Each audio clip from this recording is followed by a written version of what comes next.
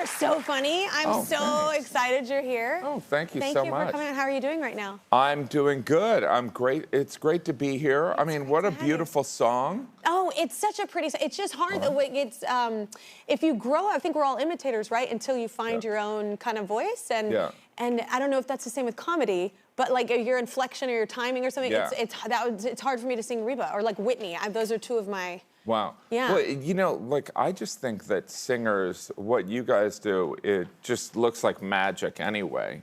Oh, so, it feels like magic when you feel like you're doing it well, but it cannot feel like magic sometimes. Right? Yeah, it feels like torture. Yeah.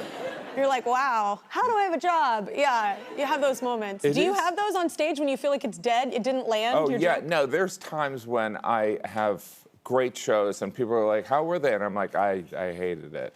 Yeah. But it's strange, but like there are moments also when you're on stage where it feels like, you know, it's not, sometimes you improvise things and it's not you even coming up with it. Like, I think it's a ghost. You're like a the vessel. Holy Spirit's coming in and no, there are times things. when you feel like a vessel. You're like, oh, I've never done that before. That was like, nice. People are like, that was a great improv. And I'm like, well, it wasn't me. Just what I exude, everybody. Yeah, no, so you have 5 kids. That's a lot of kids. It's too many. It's a lot. It's a lot. It's a lot. I imagine, you and your wife, that's a lot of kids. Yeah. It's so wonderful, though. So do y'all do things? Mother's Day is coming up. Do y'all do anything for your life? You know, it's... Oh, that means no. I mean, no, well, the thing is it's definitely sleeping, you know, letting her sleep. Yes. But even, you know, breakfast in bed is always kind of weird because it's like it always kind of gets there and it's cold. So we'll do that, but who knows? You know what? Letting her sleep in and just like a cup of coffee right next to the bed, that's nice. Yeah. And, you know, but things. Mother's Day is obviously... You know, as a father, Mother's Day is the important one, and Father's Day, I feel like they just kind of added that afterwards. Yeah. They're like, yeah, you know, well, he can do something at the grill. Yeah. You know? I feel like also, like, in the 80s, like, a lot of dads just skipped out, so it wasn't really a celebratory day. Yeah, a lot of the dads, they were gone playing golf they were anyway. just gone, so it's, like, not very celebratory. But, no, I do agree. For some reason, Mother's Day is held as this, like, hero moment. And, I mean, the mother is the hero. But, good answer. You know what I mean? Well, some of it is, and you know, I have this joke where I say that being a dad is like being a backup quarterback in the NFL. You're on the team, but you're not the star. And on those rare occasions you're brought into the game, people are nervous. You know? So it's... But maybe you're purdy and you're just sitting there waiting and then it's like a star moment, just saying. It is. I think you're the purdy of fathers. Yeah. Oh, well, I mean, I do feel like it's the most important thing I will fail at. You know what I mean?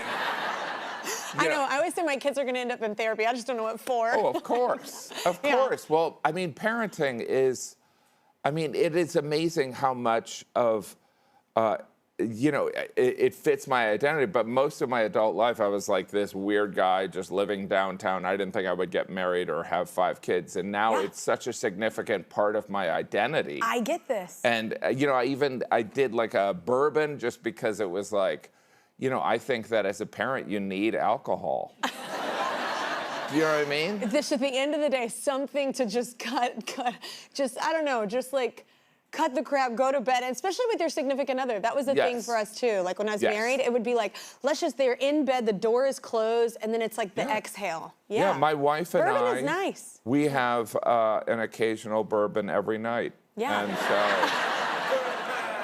But it is strange because obviously... You have 5 kids. We know you're drinking. And, you know, we know that, like, alcohol is not the solution, but it's pretty close. Yeah. You know what I mean? That's like people that say money doesn't answer everything. I'm like, you've never been poor. Right.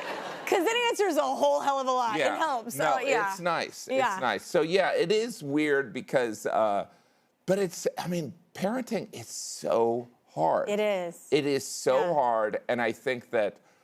Generally, there's just this kind of dismissiveness until you have kids. And you don't have teenagers yet. And believe me, I've had teenagers really in my house for like 8 years. I had that. Oh, so we were a blended family. Yeah, and so it's real different. Yeah. It's hell. Yeah. Well, it's like, it's not even just like hell. It's just interesting, and it's just like, I would say mood swings. I think it's just there's a lot of moods going on, and you just don't know which one it's going to be. Yeah. You're just kind of like, no, not the moment. Yeah. Okay, cool. It's so crazy because it's almost sad because you have this sweet 12-year-old and then boom, they become Satan. So puberty. And you can literally witness the curiosity and wonder transform into body odor and poor judgment. Yes. And weird hair. Right. I find this funny. So you love sad songs, which I do too. I love sad songs. I love putting on some Joni Mitchell. Oh, I mean, and my kids, it freaks them out. They're like, what is going on? Yeah. But I love a song that, like, the more depressing it is, even the better. Me too. Yeah, I don't know what's wrong with me. And it kind of is comforting. Yes. Like it doesn't make me sad. Yes, it makes me feel, and I like that. Like that duet of you and Reba, Because of You. It's like I used to listen to that in the car, and my kids are like, what is going on? What happened? And I'm like, it's just perfect. Yeah, I love that as well. Oh, I know what I was going to say a minute ago. I also did not think I would have kids. I didn't know that I'd ever get married or have kids or whatever, but now it's such a core part of my identity. Is that weird? Yeah. I think that it changes so much, and there's such great female comedians that I've known that, like, in their 20s, they were like, I'm never going to have a kid, never going to have a kid. Yeah. And then in the 30s, they're like, all right, I'm going to have a kid. Yeah. So it's like people evolve and change. I know, and it does alter you. I'm sure it altered your stand-up as well. Oh, absolutely. Yeah. I mean, complaining about my kids is now my business. Yeah. It's my shtick. So wait, are there any songs, I know that you love sad songs, but are there any songs that you can't stand? You just never want to hear again? Well, I mean, music is a mystery to me, but I was in Massachusetts and I drove by this building, and the guy who was driving me was like, that's where they wrote Mary Had a Little Lamb. And I was like, all right, well, I don't care. Because there is, and I talked about this in one of my specials, it's just so... Super. Like, that was the #1, that was like a pop song, Mary Had a Little Lamb. What? Yes, it was a #1... It wasn't like Casey Kasem was counting it down, but it was like the big popular, I guess. It was a very, I think of like the Battle Hymn of the Republic is important, but like Mary Had a Little Lamb was like a crazy popular song. And I'm like, why? Wow. You know what I mean? So, I don't know. That's a weird thing to know. Yeah. And then think that you would be like, well, let's stop and take a picture. Yeah, and someone that there was writing behind it. Someone was like, Mary had a little lamb. Yeah, that's good. Mary had a little. It's just bizarre, right? What other color would it be? Yes. You know what I mean? That was a movie, Unfrosted. You can see it starting Friday on Netflix. Tell everybody about the movie. It's an amazing movie. It's directed by Jerry Seinfeld, who has a decent career going. Yeah, I've heard of him. And the cast is incredible. The cast is insane. Yeah. Melissa McCarthy, Hugh Grant. I mean, there's literally like 40 people that you're going to watch the movie and be like, oh my gosh, how did they get that person? Well, it's Jerry Seinfeld. So if Jerry goes, hey, do you want to do this? Everyone's like, yeah. And so it really is an incredible, and it's kind of just a silly, laugh out loud movie about the creation of the Pop-Tart, and it's set in 1963. And so I got to play a guy from 1963, which is great because, looking at photos of my dad and my grandfather, it was like, it felt familiar, that era. Yeah. So it's so funny, too, because the companies are like across the street from each other competing. Yeah. Yes. And so, I mean, there is so much that is, the cereal world is so bizarre, but this is all made up, and this is Jerry and some writers from the TV show Seinfeld created the whole thing. They wrote it during the lockdown, and I remember Jerry talking about it, and I'm friendly with him, so I wanted to say, hey, can I have a part in the movie? But I wanted to be the friend who's like, oh, yeah, that's great, whatever. Yeah. If it comes up, that'd be great. So I was relieved when he asked me to be in it. Yeah, the entire cast, like I was saying, it's incredible. And you now, is it 3 decades that you've been doing stand-up? I know, and I'm only 21. I know, yeah. It's incredible. Isn't that amazing? You're a time traveler, too. So wait, you say comedy is a conversation, which I love. Yes. What do you mean by that? Well, I believe that, having done stand-up so long, that there is a relationship that there's no fourth wall, right? It's very much a conversation you have with the audience. I mean, it's one-sided. I mean, only one person has a microphone and says words, but it is a conversation. And I believe that like people that enjoy my comedy are less fans and more like-minded people. And so it's this conversation that you have with friends. And so having been to cities or markets, you know, 6 or 8 times, the conversation continues on. And like a good friendship, it's not the same conversation, but it changes. So, and like a good friendship, you challenge, your friends. And so it's fun.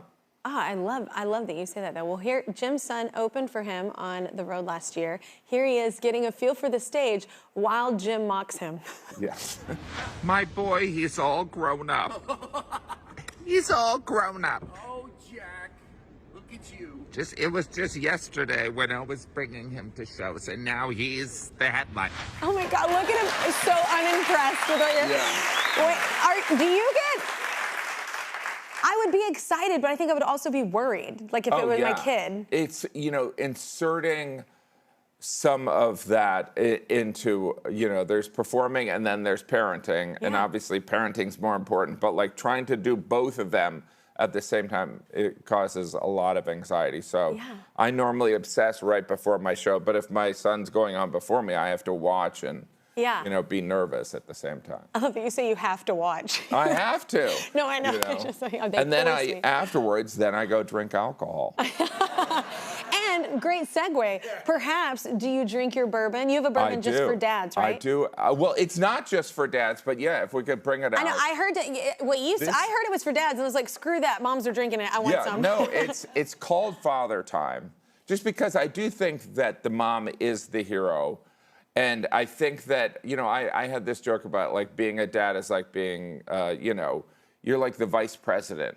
You know what I mean? Like it's a different role. And I think that it's kind of thankless. And so this father time is the time that, parents, they don't have to be a father, but like you need that shot of, the elixir. And so, but this was inspired by my I'm like, who's the photo? Yeah, so this is my grandfather, who's totally a hero. Like growing up, I'd never met him, but I heard he made dentures, and I was like, oh, that's weird. My dad went to college, and my grandfather made dentures. But what I learned in finding your roots is that he broke this, this family cycle of working at coal mines that had existed for like 70 years. So he really is this huge hero. And so as I had teenagers and I started enjoying bourbon, and bourbon is such a, there's stories associated with it that I kind of had an attachment and thought about my father and my grandfather. And then, doing my own bourbon, I'm sure you've been approached. Maybe you have a celebrity spirit. I was kind of like hesitant because I didn't want it to appear like a cash grab. And I wanted to have the control over whether it was good or not, because we've all tried some celebrity spirits, and you're like, this is not good. Yeah, they got to check. This way, I went down. I have a friend in Louisville that I went to college with, and we picked the bourbon, and so hopefully, I think it's good. Okay, I'm gonna try it. And if no one buys it, then I just have a lifetime supply of bourbon. Wait. Right? Which win-win. Yes. It smells good. Right? I was obsessed with it being smooth. It's smooth, right? That was my thing. I have to have smooth. The bourbon whiskey, it has to be smooth. That is so good, sir. Oh, thank you. That's dangerous good. No, that's good. It's good. And it's dangerous because it doesn't taste like you're gonna get real messed up, man. No, it's like I'm gonna, the thing is like I'm doing this once, and as my teenagers got older and harder, I really started to understand my dad and the tax that parenting puts on people, right? Not for the weak. I'm going to keep drinking this, and I didn't eat a lot at lunch, man. It's going to get so much harder for you. It's so good. That might be the best bourbon I've ever had. That's really good. No, it's why? Because it's smooth, and I just love that it reminds me of a rotary phone. So that's awesome. Yes. No, it's amazing. It's so good. It is called Fathertime. But it's mother time as well. Anyway, it comes with glasses. That could be your next one, mother time. Glasses that have quotes from Jim about fatherhood, such as, being a father is definitely the most important thing I will fail at in my life, which I love that quote of yours, which made us wonder what other words of wisdom Jim might have for fathers out there. So now it's time for a segment specifically designed for Jim. This is It's Not Bad Advice, It's Dad Advice. I love it. It's not bad advice, it's dad advice. It's dad. Isn't it good? It's so good. It's a dangerous good. Okay, we've got some people in our audience looking for dad advice. So first up is Herman. Where you at, Herman? Hey, Herman. Hey, Hi. Hey, Jim. Hey, Kelly. Hey, how you doing? Good. I have an 8-year-old girl. She's sorry. my heart. I love Yeah. her to death. So she's into all these TikTok videos, into skincare routine. She's 8, I tell you. What? Yeah. I need to know, how can I be cool and remain cool as they get older Right. and not stay corny? Yeah, no, it is. First of all, it's not going to work. That's what's so sad. How do you stay cool? I mean, granted, I was never cool, but it is, you know, your kids, when they're little, they're constantly embarrassing you. And then one day, out of nowhere, you're the biggest source of humiliation in their lives. Yeah, 100%. And they don't tell you when that happens, and there are strict surprise. rules, and you only find out about those rules when you break them, you know?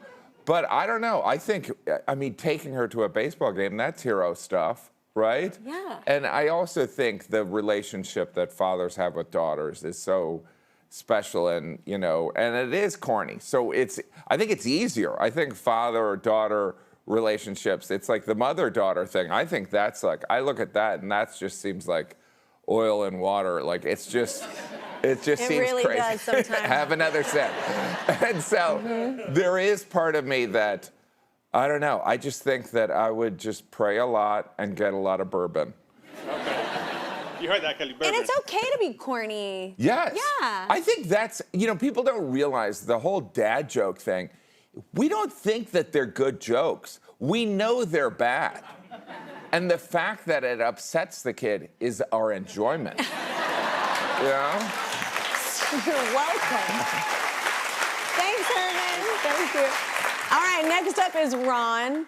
So what's going on, Ron?